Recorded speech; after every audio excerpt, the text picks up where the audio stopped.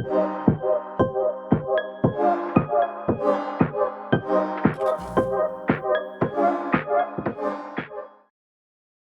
guys, in this lesson we are going to use SOM formula. So this is the data set that we are going to use. Like there are some names of the students. These are the names of the students. This is the colleges. These are the colleges where they are studying. These are the degree and these are the different subjects or the courses they have taught and these are the marks. One question is being asked that we have to calculate what is the total mark of the students occurred in the subjects that they have studied. What we can do, we have to use here a formula. In earlier lessons, we have seen that we have also used some functions we have used to calculate the total of some of the values. Here also, we can also calculate. What we can do, we have to put Excel first. We have to put equal to first because this is the way that Excel understand when we write equal to, it is a formula because we are going to calculate certain things and it's a formula that we are going to write.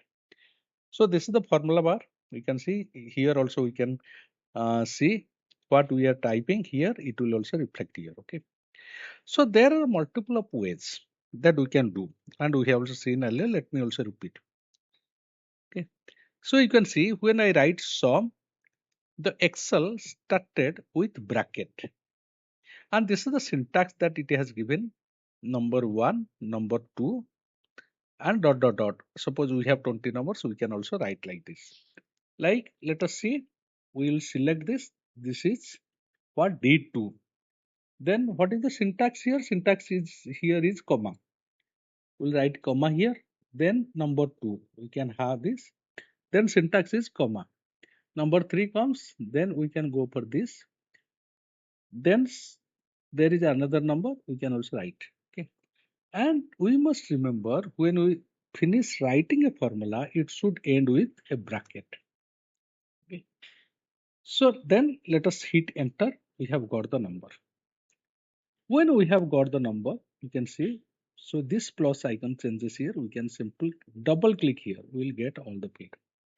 But is this the best way to get the sum of the total mark? Okay. Because you see what is the formula. So we have like 4 cells. We have got the sum. So what we can do when we have this data is continuous. Continuous data means it is continuously it is there. You can see this is we have this data. Okay. Suppose we have data like suppose we want to make the sum of OC and accounts. In that case, it is suggested that we can go for this. Like take for example, we can write sum. Okay. I want to get the mark like this one OC comma total mark of these 2 cells. This is good. But when we have continuous data, we can always select. We can select the range. So let us delete it. Let us delete it. You just see how I write.